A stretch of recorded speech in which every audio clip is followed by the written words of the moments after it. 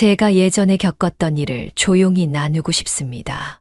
어느 날 문득 제 마음속에 자리 잡은 의문이 있었습니다.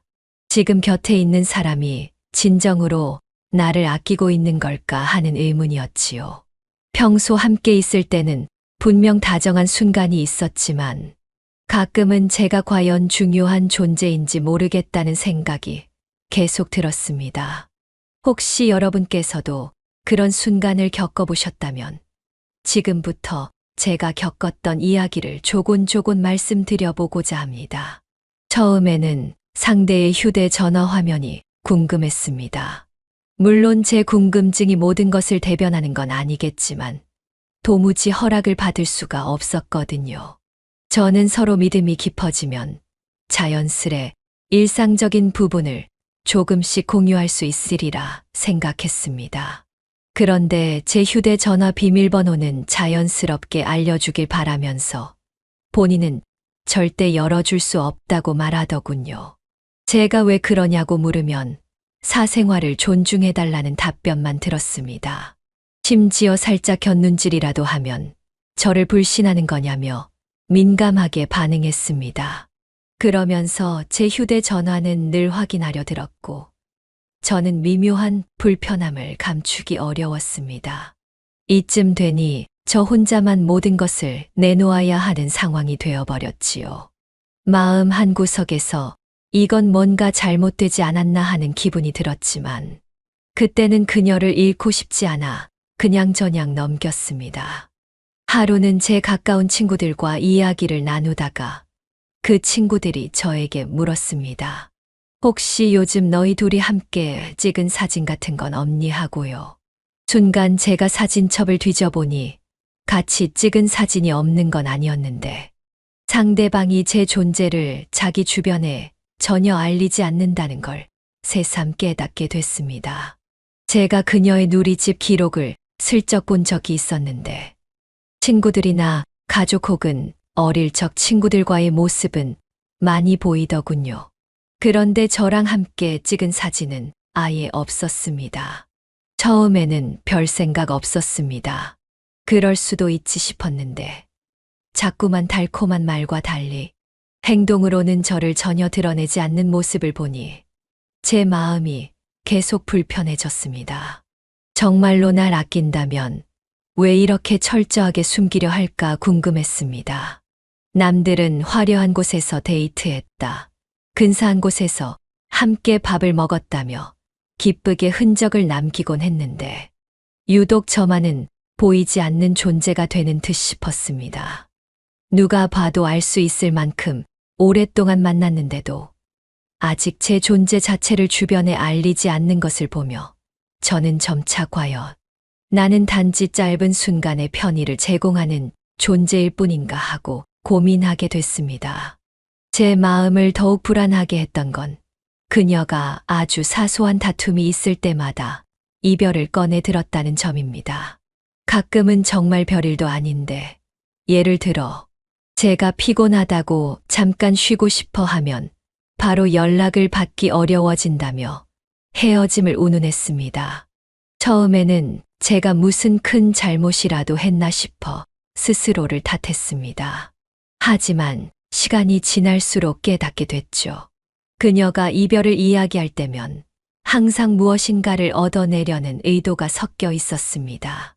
비싼 물건을 사달라거나 본인의 오랜 지인이랑 밤늦게 어딜 간다거나 하는 일이 있을 때 반대 의사를 표현하면 바로 헤어지자는 말로 협박 아닌 협박을 하는 식이었습니다. 정말로 제게 애정이 있다면 제 기분이나 상황을 조금은 살펴줘야 하지 않을까 싶었지만 제 걱정이나 의견은 늘 뒷전이었습니다. 그리고 또 한 가지 느낀 건 제가 하는 모든 행동이나 선택이 그 사람 눈엔 부정적으로만 보인다는 점이었습니다. 분명 서로 다른 취향이 있을 수 있고 사람마다 좋아하는 색깔이나 옷차림이 다를 수 있잖아요. 그런데 한 번도 제 취향을 존중해 주거나 이해하려고 한 적이 없었습니다. 제가 입은 옷이나 듣는 음악, 먹는 음식에까지 사소한 것 모두 트집을 잡고 누구는 이렇게 멋진 걸 하더라. 누구는 이걸 사줬다는데 넌 왜 그러지 못하냐 하는 말을 계속 들었습니다.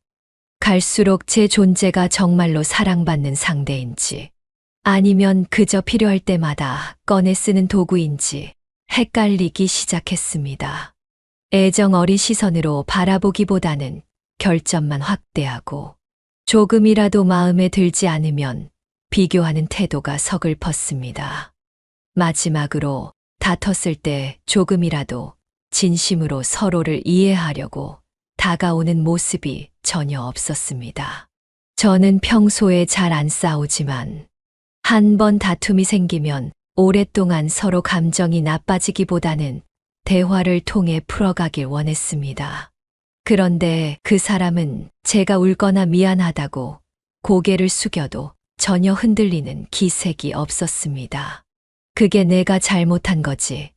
내가 왜 미안해 하냐는 식으로 일관했고, 심지어 제게 어떤 방식으로든 사과 비용 같은 것을 요구하기도 했습니다. 물론 때로는 사랑하는 사람끼리 특별한 순간처럼 소소한 선물을 주고받기도 하지만 그건 서로가 원해서 즐겁게 하는 게 맞지 않을까요? 그런데 이 관계에선 그런 기쁨보다는 일방적인 희생을 요구받는 느낌이 강했습니다. 이런 상황이 반복될수록 제 마음에는 불신과 지친 감정이 점점 더 깊어졌습니다. 사실 말은 쉽게 해도 감정이 얽혀 있으면 쉽게 결론을 내리기가 어렵습니다. 주변 친구들은 하나같이 저더러 빨리 정리하라고 조언했지만 그때의 저는 그 말을 선뜻 받아들이지 못했습니다. 마음 한편에선 그래도 혹시 저 사람도 나를 마음 깊이 좋아하는데 표현 방법이 서툰 것 아닐까 하는 작은 희망이 남아 있었거든요. 하지만 더 많은 시간을 함께 보내고 여러 문제를 겪으면서도 전혀 개선되지 않는 모습을 보니 점점 제 자신이 허무해지고 상처가 커졌습니다. 어느 날 용기를 내어 속마음을 털어놓았습니다. 나는 너를 진심으로 좋아하고 함께 미래를 만들고 싶어. 그런데 내가 나를 어떻게 생각하는지 모르겠어. 정말로 내게 마음이 있는 거야 하고 조심스레 물었습니다. 그랬더니 돌아오는 말은 너는 왜 그렇게 의심이 많아? 내가 싫으면 헤어져도 상관없어. 나는 내가 부족하다고 느끼지만 그래도 참아주는 거야 였습니다. 그 순간 제 가슴이 덜컥 내려앉았습니다. 누군가를 진심으로 사랑한다면 상대가 느끼는 불안과 고민을 조금이라도 함께 나누고 다독여 주려고 하지 않을까요? 그런데 제게 돌아온 건 제 불안을 이해하기보다 비난에 가까운 반응이었습니다. 결국 저는 결심하게 됐죠. 이 상황에서 더 버티면 제가 더 망가질 뿐이라는 걸요. 그렇게 정리를 하고 나서야 제 마음속에 쌓였던 응어리가 조금씩 풀리기 시작했습니다. 물론 이별의 과정이 쉽지는 않았습니다. 연락을 끊고 나니 오히려 더 간헐적으로 찾으면서 저를 흔들어대기도 했습니다. 나 요즘 힘든데 너밖에 없는데 하는 식으로 말이죠. 하지만 이미 더는 속지 말아야겠다는 다짐을 했습니다. 당시엔 그 말이 참 달콤하게 들렸지만 그때껏 제가 겪어온 여러 상황을 생각하면 다시 똑같은 고통이 반복될 게 뻔했거든요. 이렇게 제 이야기를 드린 이유는 혹시 지금 이 글을 읽는 분 중에 저와 비슷한 상황에서 힘들어 하시는 분이 계시다면 조금이라도 위로가 되거나 결단의 계기가 되길 바라는 마음입니다. 누군가를 정말 좋아하게 되면 단점을 감싸주고 노력으로 극복해보려는 마음이 생기잖아요. 하지만 상대가 진심으로 여러분을 대하고 있지 않다면 아무리 노력해도 관계가 나아지지 않더군요. 외려 여러분의 모든 걸 내놓아도 상대는 더 많은 걸 요구할 뿐이었습니다. 제가 알기로 많은 분들이 비슷한 고민을 해왔습니다. 주변에서 보면 사랑이라 믿고 만남을 이어가다가 나중에서야 이건 사랑이 아니라 일방적인 착취였구나 하고 깨닫는 일이 허다하더군요. 그런데 이미 깊이 빠져나오지 못할 상태가 되어버리면 이성이 마비되고 감정만 남아 더욱 큰 상처를 입게 됩니다. 그래서 조금이라도 빨리 상황을 파악하고 스스로를 지켜야 한다는 말씀을 드리고 싶습니다. 개인적으로 만약 지금 곁에 있는 분이 정말로 나를 진심으로 아껴주는지 의문이 든다면 몇 가지 징후를 조심스레 살펴보시기를 권해드립니다. 첫째로 서로가 기본적인 신뢰 관계를 쌓았음에도 휴대전화나 일상에 관해 지나치게 숨기려 든다면 그건 분명 정상적인 모습은 아닙니다. 요즘 누리 소통 환경에서는 아주 사소한 것까지도 금방 공유되는 시대잖아요. 그런데 유독 자신만 감추고 상대방의 일상은 샅샅이 알고 싶어 한다면 그건 자기를 우선시하는 태도이거나 혹은 무언가 꿍꿍이가 있는 걸지도 모릅니다.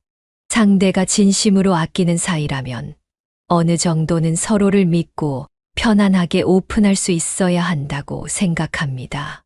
두 번째로 누리집에 온갖 사람들은 다 등장하는데도 당신만 소개가 안 되고 있다면 그건 분명 석연치 않은 구석이 있다는 뜻입니다. 물론 어떤 분들은 사적인 부분을 공개하기를 꺼리는 경우도 있지요. 하지만 그런 분이라면 애초에 친구나 가족 등 다른 사람들과 찍은 모습도 극도로 최소화하거나 거의 안 올릴 것입니다. 그런데 다른 지인들과의 사진이나 일화가 자주 올라오는데 오직 연인만 쏙 빠져 있다면 그건 살펴볼 필요가 있습니다. 정말 함께하는 시간이 소중하다면 자연스레 티가 날 수밖에 없거든요. 상대가 이 관계를 적극적으로 주변에 알리지 않는다면 혹시 내가 부끄러운 존재로 여겨지는 건 아닌지, 아니면 여러 사람 중 하나로 대체 가능한 건 아닌지 의심해 볼 만합니다. 세 번째로 작은 말다툼이나 의견 차이만 생겨도 헤어짐을 언급한다면 그건 상대가 당신의 마음을 흔들어 일종의 주도권을 쥐려는 태도로 보일 수도 있습니다. 오랜 시간 함께하며 서로에게 소중한 애정을 가진 사이라면 아무리 화가 나도 쉬 이별을 입에 담지는 못합니다. 왜냐하면 진정 사랑하는 사람은 상대를 잃는 게 두렵기 때문이지요. 만약 이별을 자주 꺼내면서도 뒤로는 무언가 조건을 내세워 얻어내려고 한다면 그건 애정보다는 계산이 깔려 있다고 봐야 합니다. 제 경험상 이런 상대에게 맞춰주려 하면 할수록 스스로가 지치고 나중엔 빈 껍데기만 남게 되었습니다. 네 번째로 상대가 당신을 바라보는 시선이 늘 비판적이고 다른 사람과 비교하며 더 나은 수준을 강요한다면 이는 사랑이라기보다 자기 만족을 채우기 위한 요구에 가깝습니다. 함께 오래 있다 보면 서로가 가진 장점과 단점을 자연스레 알게 됩니다. 그런데 정말로 사랑한다면 단점을 보완해 주거나 장점을 키워주려 노력하지. 사사건건 부족한 점을 들춰내며 자존감을 짓밟지는 않습니다. 만약 다른 누구는 이렇게 잘해준다는데 넌 왜 못하냐라는 말을 자주 듣는다면 여러분의 가치를 있는 그대로 보지 않고 자기가 원하는 대로만 맞추려 든다는 뜻일 겁니다. 다섯째로 크게 다투고 마음이 상했을 때 늘 한쪽만 사과하고 양보해야 한다면 그건 어느 한쪽이 무조건적인 우위에 서서 관계를 이끌고 있다는 뜻입니다. 물론 연인 간 다툼이라는 게 어느 한쪽만 잘못해서 생기는 경우도 있겠지만 대개는 서로의 의견 차이와 오해가 겹쳐 벌어지곤 하지요. 그런데 상대가 매번 본인은 조금도 잘못이 없다는 듯 행동하고 심지어 당신에게 금전적 보상까지 요구한다면 그건 건강한 관계가 아닙니다. 사랑이란 서로가 상처 주고받기도 하면서도 결국은 상호 존중과 이해로 돌아오게 마련이라고 믿습니다. 그런데 그 사람이 전혀 미안함을 느끼지 않고 당신에게만 책임을 떠넘긴다면 그것은 분명 진정한 사랑은 아니라고 생각합니다. 제가 드리는 이야기는 결코 특정 상황에 있는 모든 분께 무조건 헤어지라는 말이 아닙니다. 다만 관계를 돌이켜보시고 만약 제가 겪은 것과 비슷한 징후들이 있다면 특히나 그것이 반복되고 고쳐질 기미가 전혀 보이지 않는다면 스스로를 지킬 방안을 진지하게 고민해 보시길 권장하는 것입니다. 관계에 의문이 들 때는 일단 차분히 대화로 풀어보는 것도 필요합니다. 하지만 대화를 하려 해도 막무가내로 이별을 들먹이거나 당신을 의심 많다며 오히려 몰아붙이는 태도를 보인다면 그건 이미 충분히 답이 나와 있는 상태일 수 있습니다. 살아가면서 만나는 사람들 중 진심으로 곁에 있어주는 사람은 의외로 많지 않습니다. 겉으로는 달콤한 말과 포근한 태도로 시작해도 시간이 지나면 진짜 마음이 드러나곤 하지요. 처음에는 다정하고 따뜻한 것 같아도 점점 관계가 깊어지면서 본성이 나타나기도 합니다. 그렇기에 혹시라도 지금 머릿속에 정말 이 관계가 맞나 하는 의문이 스쳐 지나간다면 한 번쯤은 진지하게 짚어보시기를 바라요. 그냥 지나치다 보면 어느새 감정의 소용돌이에 휘말려서 스스로를 놓아버리게 될지도 모릅니다. 사랑은 분명 서로의 일상을 나누고 힘든 시간을 함께 헤쳐나가며 기쁨을 2배로 만들어가는 과정이라 믿습니다. 그런데 만약 이 관계에서 한쪽만 끝없이 양보해야 하고 늘 마음이 불편하고 스스로가 존중받지 못한다고 느껴진다면 그건 어딘가 크게 잘못된 겁니다. 진정한 사랑이라면 서로가 조금씩 자기 것을 내주고 상대의 부족함을 채워주는 방향으로 나아가지 않을까요? 그렇지 않고 한 사람만 기분 좋게 모든 혜택을 누리고 다른 한 사람은 정신적으로나 경제적으로나 계속 쪼들린다면 언젠가는 그 관계가 무너지고 말 것입니다. 제가 이 말씀을 드리는 가장 큰 이유는 저 자신이 그때 깨닫지 못하고 오래 버텼기 때문에 더 큰 상처를 받았기 때문입니다. 이럴 때 누군가가 제게 조심스럽게라도 조언을 건네주었으면 어땠을까 하는 아쉬움이 남습니다. 물론 주변에선 말해주기도 했지만 당시엔 제가 귀를 막고 있었습니다. 마음을 정리하기 어렵다고 느끼고 그래도 혹시나 하는 마음에 매달렸습니다.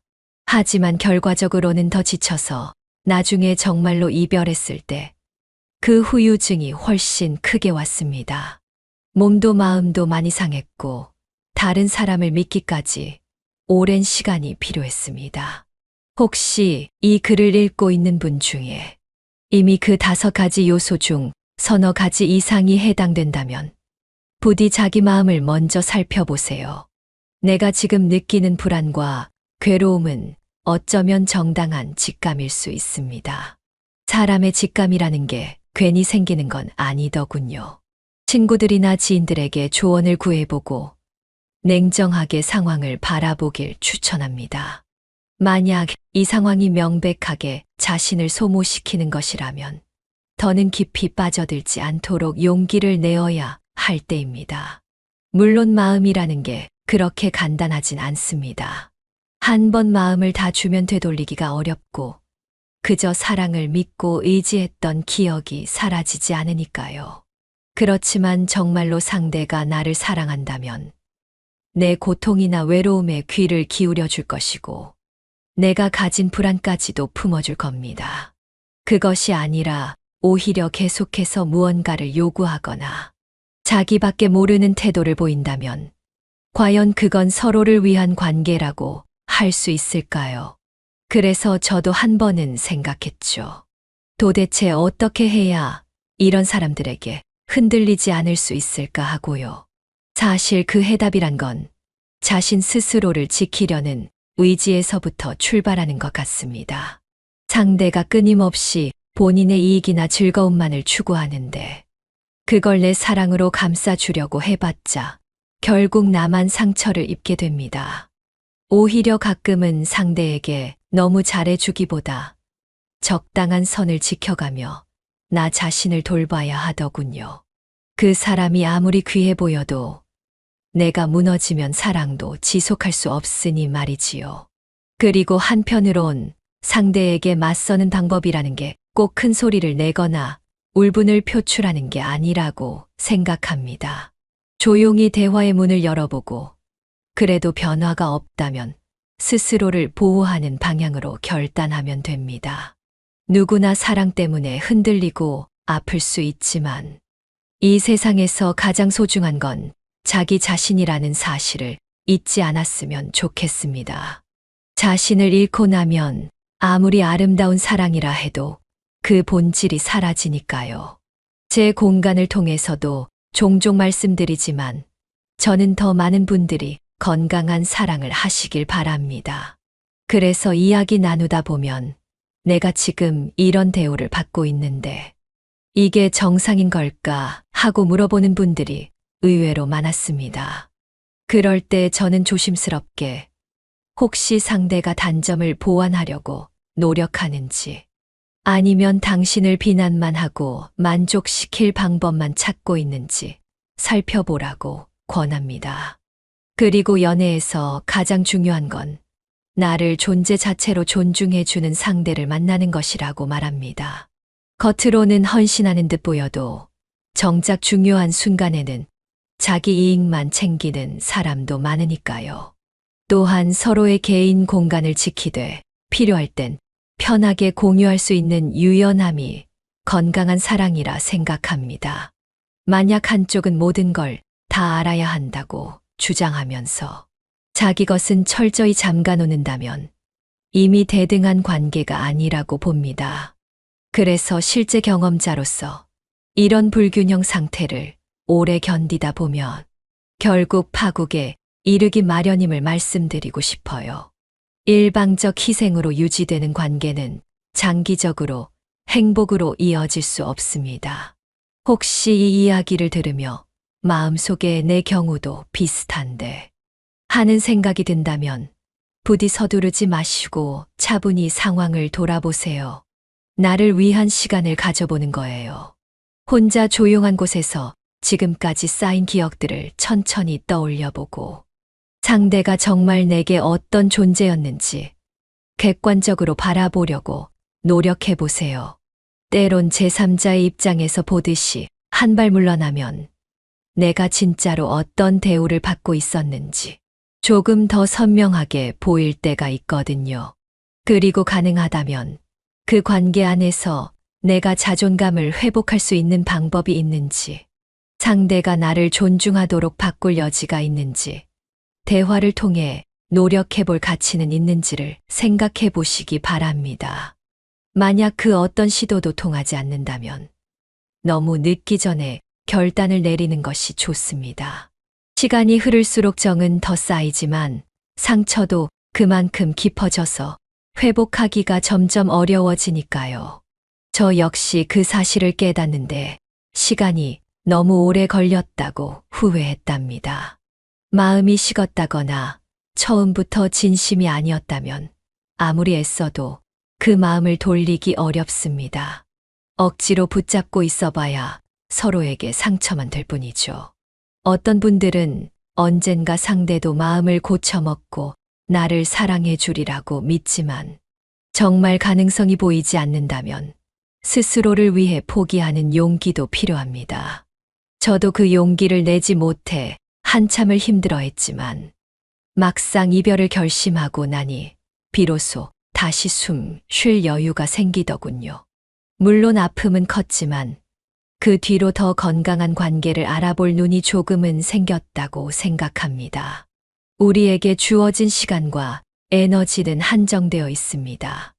누구나 언젠가는 지치고 어딘가 나를 진심으로 이해해주는 사람을 만나고 싶어 하는 마음이 있습니다.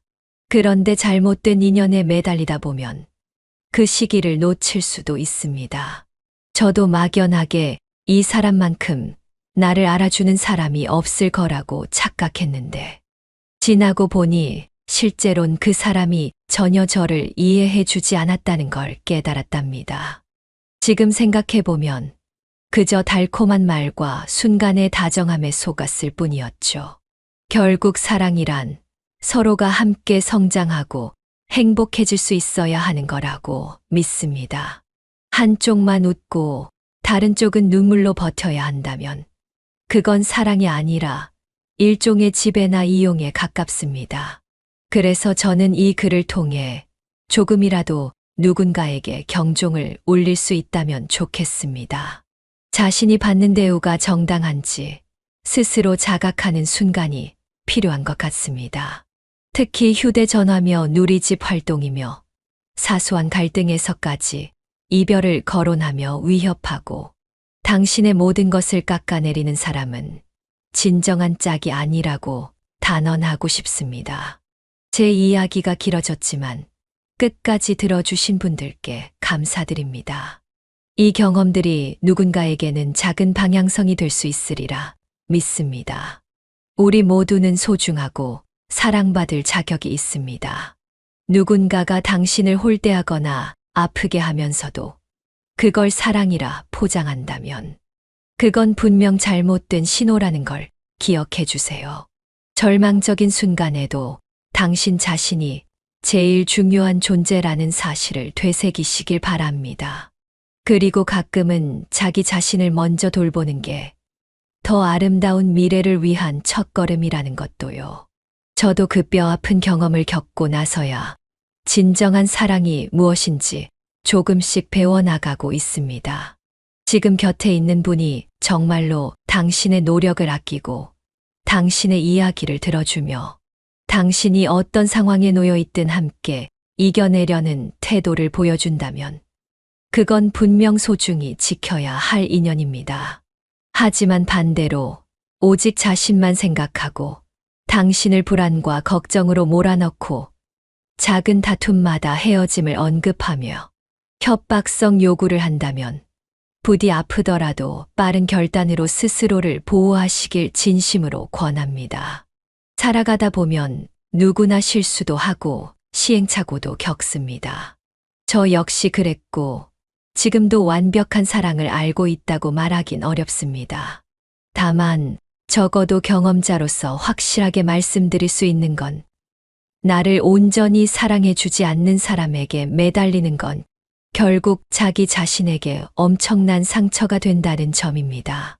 미련과 집착을 버리는 게 쉽지는 않지만 사랑이 주는 행복과 안락함이 아니라 두려움과 긴장감이 먼저 앞선다면 그 관계가 건강하지 않을 가능성이 매우 높습니다. 인생에서 가장 중요한 선택 중 하나가 누구와 함께할 것인지라고 생각합니다. 아무리 좋아 보이는 사람이라도 정작 나를 대하는 태도가 진실하지 않다면 그건 사실 좋아 보이는 게 전부일지도 모릅니다. 섣부른 판단으로 평생의 후회를 남기느니 어렵더라도 똑바로 상황을 마주하고 의사결정을 하는 게 본인을 위한 길이라고 믿습니다. 설령 이별이나 결단의 순간이 찾아온다 해도 다시금 시작할 수 있는 힘은 분명 우리에게 있습니다. 그리고 그 힘은 나 자신이 얼마나 소중한 존재인지를 잊지 않을 때 진심으로 솟아난다고 생각해요. 그러니 자신에게 한번 물어봐 주세요. 지금 이 관계에서 나는 행복한가? 아니면 늘 마음이 무거운가? 내 의견은 존중받고 있는가? 아니면 늘 무시당하는가? 혹여 내가 바라는 걸 이야기했을 때 상대가 귀 기울여주고 함께 방법을 찾으려 하나?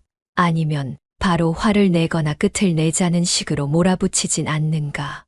이런 질문에 대해 스스로 솔직한 답을 내릴 수 있다면 이미 마음속에선 어느 정도 결론을 내린 상태일 수도 있습니다.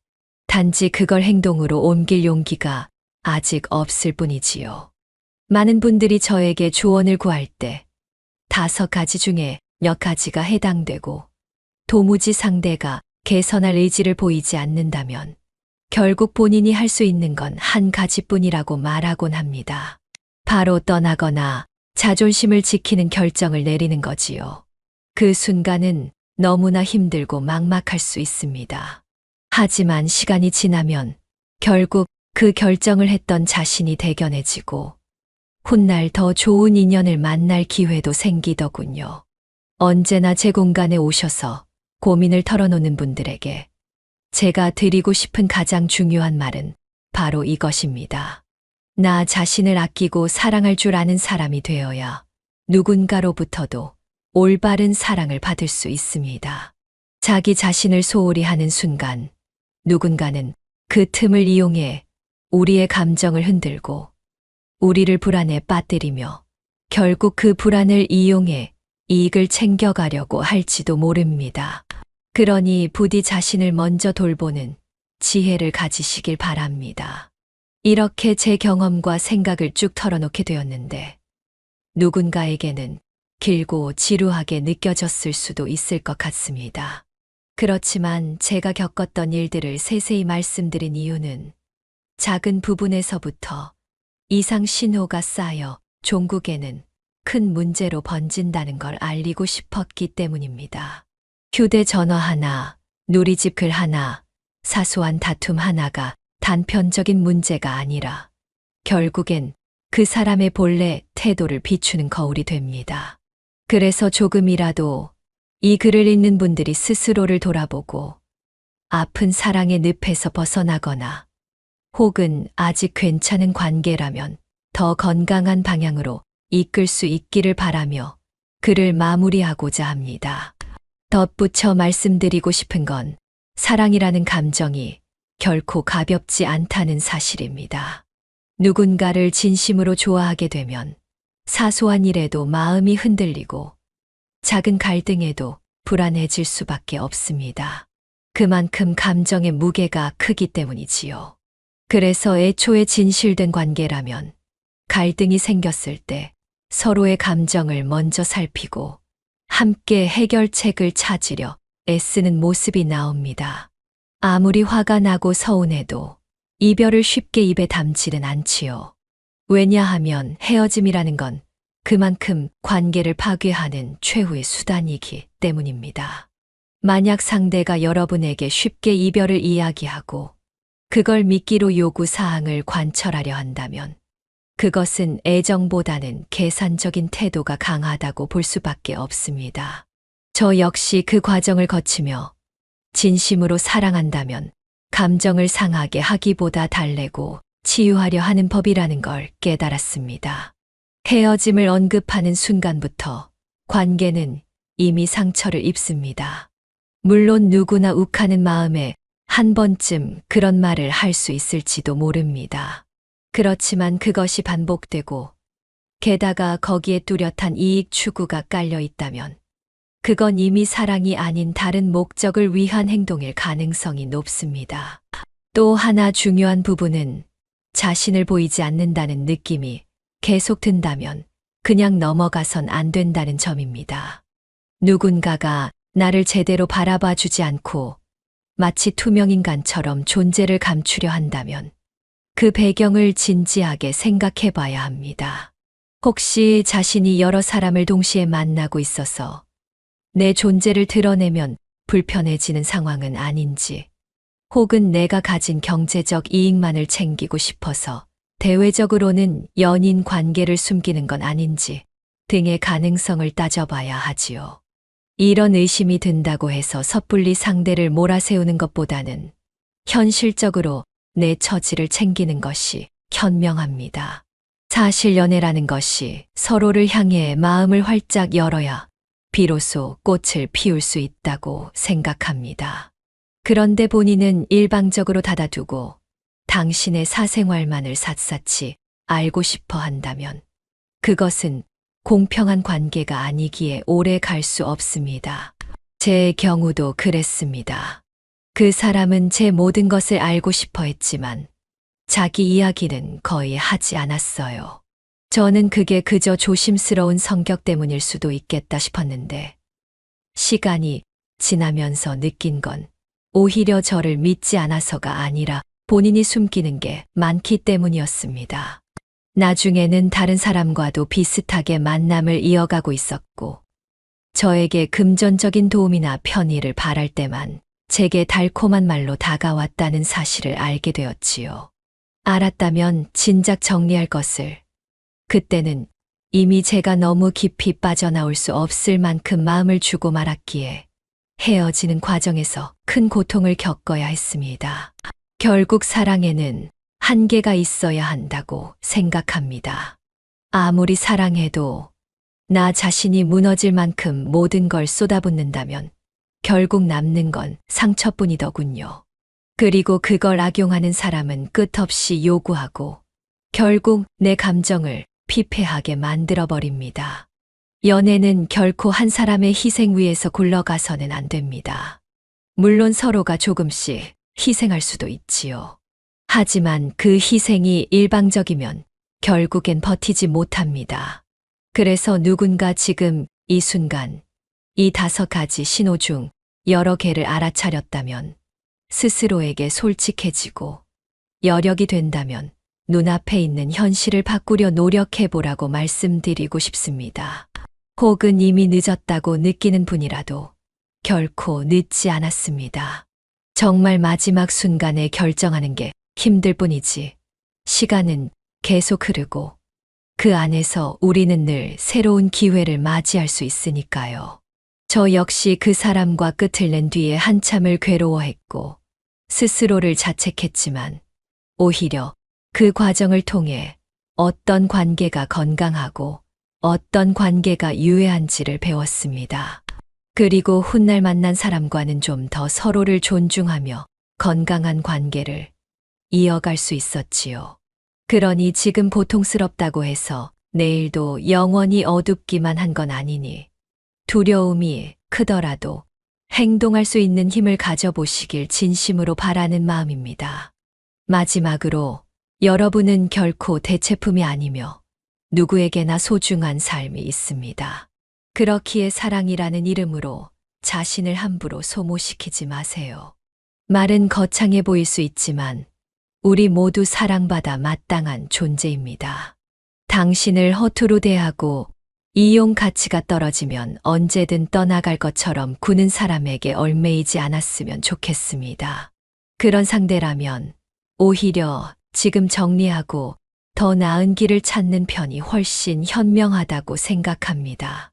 어렵겠지만 길게 보면 그것이 자신과 미래를 위해서도 바람직한 결정이 될 것입니다. 이렇게라도 제 생각을 전할 수 있어서 다행입니다. 여러분 모두 자신이 진정으로 행복할 수 있는 연애를 하길 진심으로 기원합니다. 혹시나 지금 상황이 막막하고 힘들다면 주변에 믿을 만한 친구나 가족과 털어놓고 대화해 보세요. 내 목소리를 들어줄 사람은 분명 어디엔가 있고 들어줄 사람이 없다고 해도 적어도 나 자신은 내 이야기에 귀 기울일 수 있습니다. 글을 마무리하기 전에 꼭 한 번 더 말씀드리지만 5가지 중 3가지 이상 해당한다면 그 상황이 결코 우연이 아니고 이미 정답이 보이는 건지도 모릅니다. 부디 자신을 돌보고 더 가치 있고 따뜻한 사랑을 만날 수 있길 바랍니다.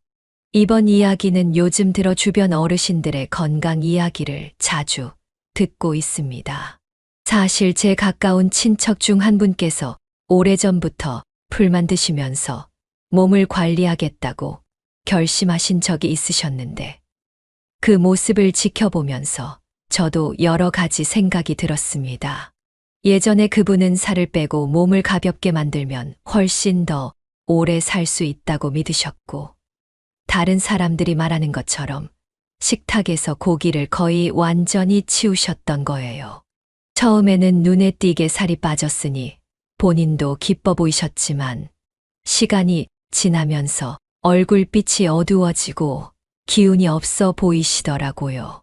제가 걱정되는 마음에 조심스레 여쭤보면 아직은 괜찮다 하고 웃으셨는데 표정을 보면 그리 좋아 보이진 않았습니다. 그러던 어느 날 그 어르신이 계단을 오르다가 다리에 힘이 풀려 크게 넘어지신 적이 있었습니다.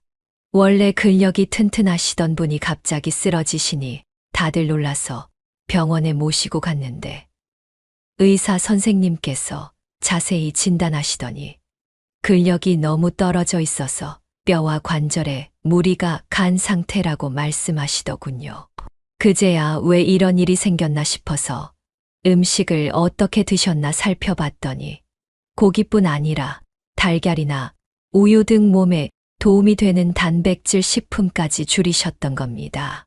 처음에는 나름대로 건강을 지키려는 의도에서 시작했지만 결과적으로는 영양 균형이 심각하게 깨져서 오히려 몸을 해치게 된 것이죠. 저도 그때야 비로소 무작정 고기를 안 먹는 것만이 답이 아니구나 하는 깨달음을 얻었습니다. 집에 돌아와서 여러 책과 자료를 찾아보니 나이가 들수록 몸에서 단백질이 빠져나가는 속도가 빨라진다고 하더군요. 젊을 때야 조금 부족해도 금방 회복할 수 있지만 나이가 들면서는 근육이 계속 줄어들고 뼈 또한 약해져서 균형이 깨어지기 쉬운 상태가 된다고 합니다. 그래서 고기를 전혀 먹지 않고 풀 위주로만 식사를 하게 되면 필수적인 영양 성분들을 제대로 공급받기 어려워집니다. 물론 채소와 과일에 들어있는 각종 섬유질이나 여러 가지 몸에 이로운 성분들은 무척 중요하지만 그것만으로 몸이 필요한 모든 것을 채우기에는 한계가 있더라는 거예요. 저는 이 사실이 꽤 충격적이었습니다. 왜냐하면 그동안 주변에서 나이 들면 너무 기름진 음식은 안 좋아. 그러니까 가능한 한 야채만 먹는 게 좋아. 이런 조언을 들을 때도 있었거든요. 그렇다고 해서 고기를 몇 끼니 가득 먹으라는 의미는 당연히 아닙니다. 옛날부터 전해 내려오는 말 중에 살을 너무 찌우지 말라는 조언이 있습니다. 몸이 가벼워야 오래 산다는 식의 이야기는 저도 많이 들어봤거든요. 저 역시 과하게 먹어서 비만해지거나 과체중이 되면 건강에 부담이 크게 늘어날 수 있다는 점을 잘 압니다. 그러나 그 이야기가 고기를 전혀 입에 대지 말라는 뜻으로 해석되어 온 경우가 은근히 있더라고요. 가끔 어르신들끼리 대화를 나누시다 보면 나이 들어서는 고기 끊고 풀만 먹어야 오래 살아 하시는 분이 계시는데 그 말이 어떻게 보면 굉장히 위험한 발상일 수도 있습니다. 실제로 오랜 시간 그렇게 지내시다가 기력이 빠져서 병원을 찾게 되는 어르신을 곁에서 봤습니다. 어느 날은 제가 저희 아버지께서도 고기를 거의 드시지 않던 시기가 길어지길래 은근히 걱정이 되어서 대화를 시도해 본 적이 있습니다. 아버지, 혹시 너무 육류를 피하면 기운이 약해질 수도 있지 않을까요? 운동을 하시거나 이런저런 일을 하시려면 근력도 중요하잖아요. 하고 말씀을 드렸죠. 그런데 아버지는 그냥 몸이 무거운 느낌이 싫어서 줄인 거다. 배가 부르면 뭔가 숨도 차고 불편하니 그런 걸 줄이고 싶은 마음이 크다 하고 답하셨습니다. 저는 그 마음도 이해가 갔습니다. 특히 소화 능력이 예전만 못하다고 느끼시는 분들은 고기를 먹고 나면 속이 더부룩하다고 느낄 수 있으니까요. 하지만 그러면서도 한편으론 이러다가 정말 단백질 부족으로 몸이 망가지진 않을까 하는 걱정도 동시에 들었습니다. 이후로 저는 아버지와 조금씩 타협점을 찾았어요. 완전히 고기를 꺼리기보다 양을 줄이되 품질을 더 좋은 쪽으로 선택하자고 권유했습니다. 예를 들어 기름이 너무 많은 빨간색 고기는 소화에 부담이 크고 몸에 좋지 않은 기름까지 섭취하게 되니 대신 좀 더 담백하고 깔끔한 흰색 살코기를 드시는 게 어떻겠냐고 여쭤봤던 거죠. 실제로 흰색 살코기는 양질의 단백질을 공급해주고 너무 기름지지도 않아서 어르신들이 훨씬 편하게 먹을 수 있다고 합니다. 또 저지방으로 만든 우유나 두부, 계란 등 다양한 음식을 균형 있게 곁들이면 몸에 필요한 성분들을 고루 채울 수 있다는 점도 알려드렸어요. 물론 채소와 과일의 중요성도 무시할 수 없지요. 저 역시 식이섬유가 풍부한 채소를 많이 먹으면 배변 활동이 원활해지고 각종 영양 원소들을 다채롭게 섭취할 수 있다고 믿습니다. 그런데 문제는 야채만 먹어야 한다는 식으로 극단적으로 치우치는 식습관입니다. 몸을 구성하는 중요한 기둥 중 하나인 근육이나 혈액, 뼈 같은 것들은 그저 풀만 먹는다고 해서 튼튼하게 유지되는 것이 아니거든요.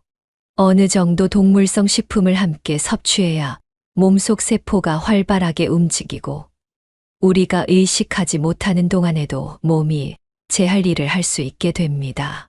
저도 예전에는 몰랐지만 다양한 통계를 보면 고령층 중 상당수가 단백질과 필수 영양 원소 부족을 겪는다고 하더라고요. 그리고 한 가지 더 놀라웠던 점은 풀만 먹는 분들 중에서 오히려 체중이 잘 줄지 않고 몸이 늘 피곤하다는 분도 꽤 많다는 겁니다. 저는 예전에는 고기는 살을 찌우고 야채는 살을 빼준다는 식의 단순한 생각을 가졌는데 현실은 그렇게 간단하지 않더라고요. 채소 위주의 식단으로 배를 채우다 보면 반대로 허기가 금방 찾아올 수 있습니다. 그래서 밥이나 밀가루 음식을 더 많이 드시게 되는데 이런 음식에는 몸에 무리를 줄 수 있는 단순 기름기와 좋지 않은 성분이 같이 들어가 있을 때가 많습니다. 결국 그렇게 쌀밥이나 밀가루 음식 혹은 기름으로 튀기거나 부친 음식을 자주 섭취하면 체중이 오히려 불어날 수도 있다는 거죠. 제 주변에도 실제로 나는 풀만 먹는데 왜 살이 안 빠지고 배가 더 나오는 거지 하고 고민하는 친구가 있었어요. 자세히 들어보니 풀만 먹는 대신 밀가루 반죽 음식과 기름진 반찬을 많이 드시더군요. 그러다 보니 건강에 큰 도움이 되질 않았던 겁니다. 이야기를 듣다 보면 또 많은 분들이 붉은색 고기가 건강에 안 좋으니 무조건 피해야 한다고 생각하십니다. 사실 붉은색 고기라도 적당량을 먹으면 단백질이 풍부하고 몸에 여러 이로운 성분이 많습니다. 문제는 너무 많이 먹거나 지방이 과도하게 많은 부위를 즐겨 드시거나 혹은 튀기거나 소금에 많이 절이는 방식으로 조리할 때 생기는 해로운 영향입니다. 제가 아시는 어떤 어르신은 고기 자체를 거부하진 않지만 튀기거나 달고 짠 양념을 듬뿍 써서 조리하기만 좋아하셨습니다. 그분 또한 몸무게가 많이 늘고 혈압도 오르며 혈당도 안정적이지 못했던 기억이 납니다. 결국에는 어떤 음식을 먹든 준비 과정과 섭취하는 양을 잘 조절해야 몸에 도움이 된다는 것이지요. 그렇다면 고령층에게 정말 필요한 식단이란 어떤 모습일까요? 제가 공부하고 주변에서 들은 내용을 종합해보면 첫째로 하루에 꼭 필요한 만큼의 단백질을 섭취해야 합니다. 예를 들면 자신의 몸무게 1kg당 단백질 1g 정도로 계산할 수 있다고 해요. 몸무게가 60kg이라면 하루에 단백질 60g 정도를 드셔야 하는 것이지요. 이때 주의할 점은 단백질을 한 번에 몰아서 먹는 것이 아니라 끼니마다 조금씩 고르게 배분해서 섭취하는 겁니다. 아침에 달걀이나 두부, 생선 등을 곁들여서 드시고 점심에도 살코기나 콩류, 저녁에는 너무 무겁지 않은 닭고기나 흰색 생선 등을 적당히 드시면 몸이 훨씬 편안하다고 합니다. 또 고기를 먹으면서도 여전히 채소를 놓아서는 안 됩니다. 단백질을 채우면서도 채소나 과일의 섬유질, 그리고 다양한 영양분을 골고루 섭취해야 합니다. 그래야 변비도 예방하고 몸속에 쌓일 수 있는 나쁜 물질들을 내보낼 수 있기 때문이죠. 제가 개인적으로 좋아하는 방법은 식사를 할 때 접시 한쪽에는 채소로 만든 샐러드를 푸짐하게 담고 다른 한쪽에는 양질의 단백질이 들어있는 살코기를 소량 담아두는 겁니다. 국물도 너무 짜지 않게 만들고 필요하다면 나물이나 해조류 같은 것도 챙겨 먹습니다. 이렇게 하면 배도 부르고 몸에 부담이 되지 않아 기운을 차릴 수 있어요. 제가 정말 인상 깊었던 건 주말에 가족들과 함께 식사 자리에 갔을 때였습니다. 제 어머님은 원래 깨씹이나 상추에 고기를 싸먹는 것을 좋아하시는데 그날은 몸이 좀 무겁다고 말씀하시며 고기를 일절 피하려고 하셨습니다. 저는 괜히 어머님이 편찮으실까봐 조금만 드셔도 된다며 구운 닭고기 몇 점을 권해 보았어요. 그랬더니 처음에는 아휴, 나이 들어서 고기 먹으면 속이 더부룩하단 말이야 하고 거절하시더니 제가 요즘은 예전처럼 기름진 부위를 고집하지 않고 덜 기름진 부위로 구워 먹으니까 그렇게 부담이 크진 않을 거야 하고 설득해보니 조심스레 한두 점 드시기 시작하시더라고요. 그 후에 식사를 마칠 무렵 어머님이 생각보다 괜찮네, 퍽퍽할 줄 알았는데 입에도 잘 맞는구나 하고 말씀하셨을 때 저도 한층 마음이 놓였습니다. 그렇다고 해서 언제든 고기를 무제한으로 먹으라는 이야기는 아닙니다. 몸에 필요한 성분이 있다고 해서 그걸 무턱대고 많이 섭취하면 결국 다른 곳에서 문제가 터지게 마련이니까요. 저는 과거에 한창 다이어트를 하겠다고 마음먹었을 때 살코기가 좋다는 말을 듣고 하루 3끼 전부 닭고기만 먹어본 적이 있었어요. 그랬더니 분명 몸무게는 조금 빠졌지만 변비가 심해지고 입맛이 달아나는 등 여러 문제가 생겼습니다. 무엇이든지 지나치면 해가 된다는 걸 그때 혹독하게 깨달았습니다. 특히 나이가 들수록 소화 기능도 예전 같지 않으니 모든 음식을 조절하고 배분해서 먹는 습관이 더 중요하다고 생각합니다. 나이가 들면서 단백질과 함께 철분, 칼슘 같은 성분도 더 필요해집니다. 남성분들은 크게 신경 쓰지 않을 수 있는데 여성분들 중에는 특히나 철분 부족으로 어지럼증을 호소하는 경우도 잦습니다. 그러나 고기나 생선류, 달걀, 콩 같은 재료들을 꾸준히 드시면 부족해질 수 있는 영양분을 메우는 데 도움이 됩니다. 또 칼슘 보충을 위해 우유나 멸치, 뼈째 먹는 생선, 두부 등도 곁들이면 좋다는 걸 의사 선생님께 직접 들었습니다. 저도 예전에 뼈가 부러졌을 때 뼈가 붙는 속도가 다른 사람보다 더디다고 해서 놀란 적이 있는데 그 뒤로는 일부러 멸치랑 뼈째 먹는 생선을 챙겨 먹으려고 노력합니다. 근력이 계속 떨어지면 뭐가 문제냐고 하실 수도 있지만 사실 근육이 없어지면 쉽게 넘어질 수 있고 뼈나 관절에 무리가 가서 생활 자체가 어려워질 수 있습니다.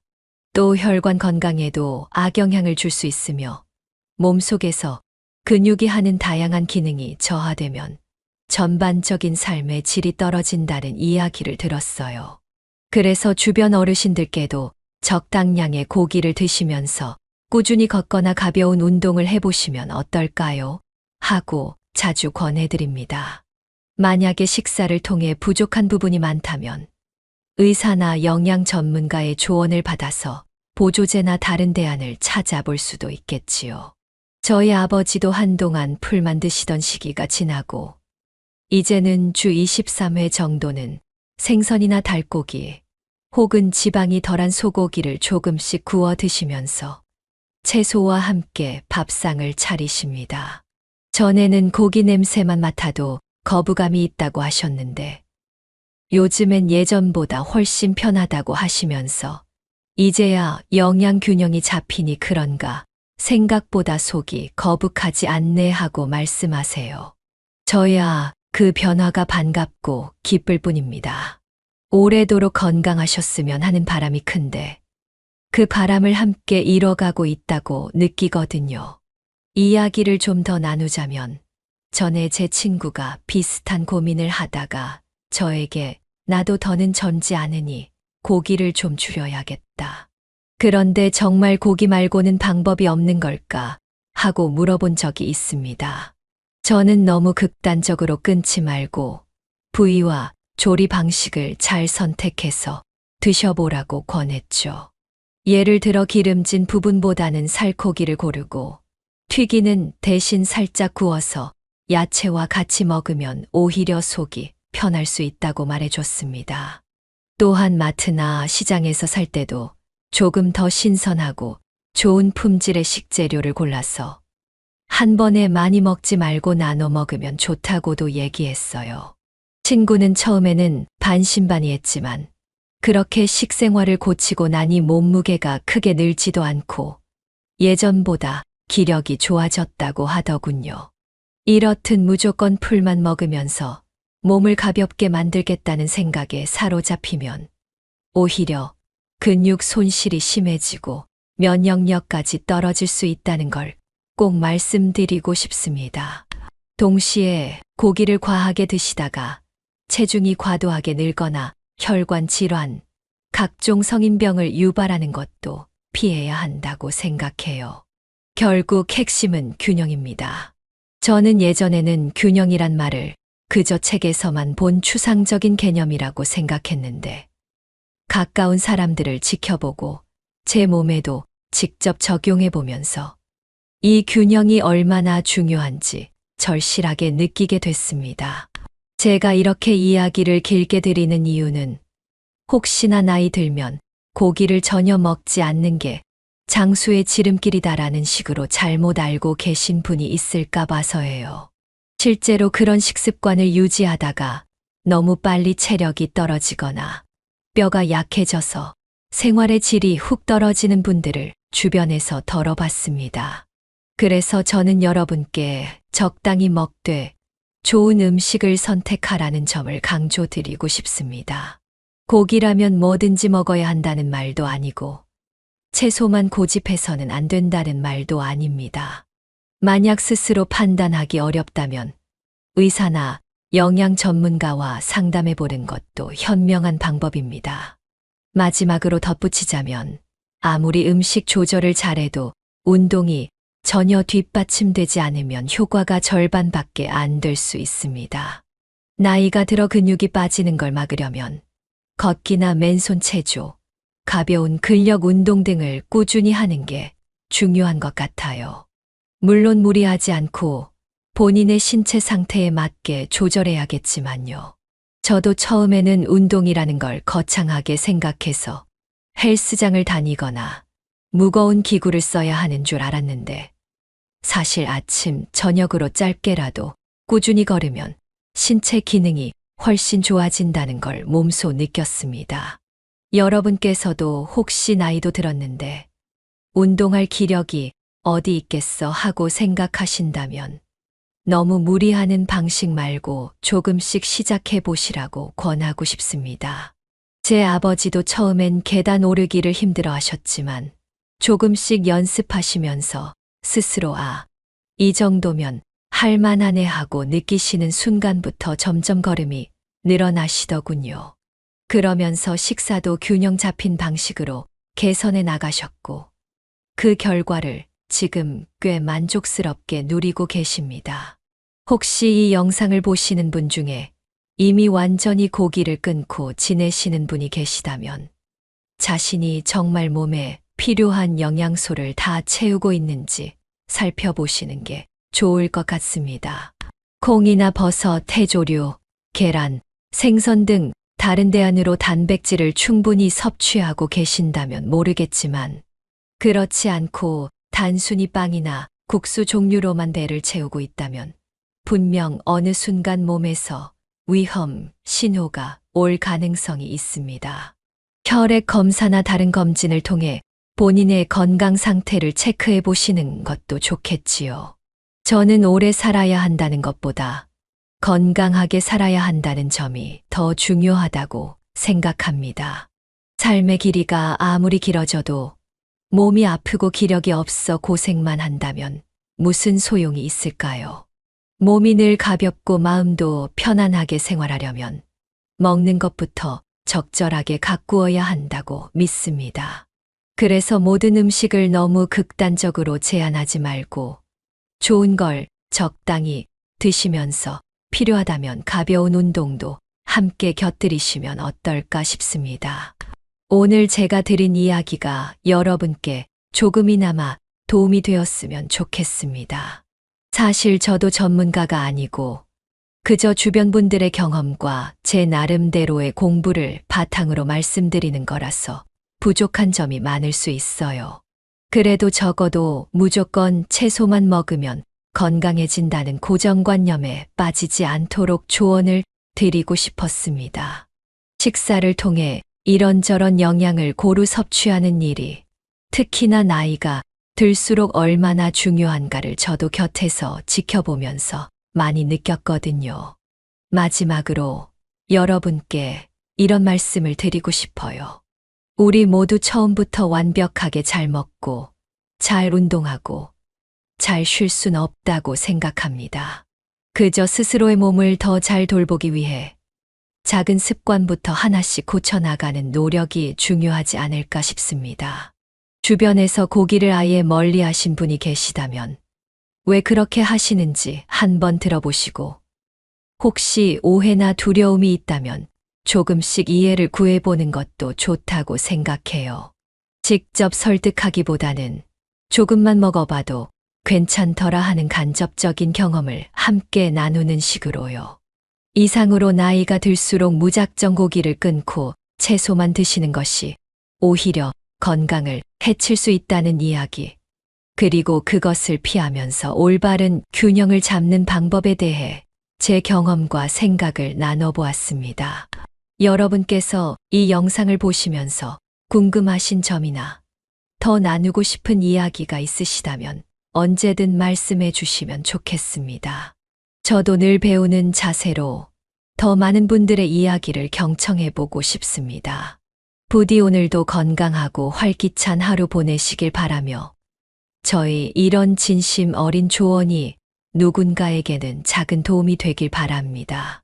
저도 아직 많이 부족하지만 여러분과 함께 천천히 건강한 습관을 만들어 가고 싶습니다. 언제든 궁금한 점이나 의견 있으시면 알려주세요. 저는 늘 새롭게 배우며 소통하는 것을 좋아하니까요. 앞으로도 몸과 마음이 편안한 생활을 이어가시길 바라며 여러분과 다시 만나 뵐 수 있길 고대하겠습니다. 감사합니다.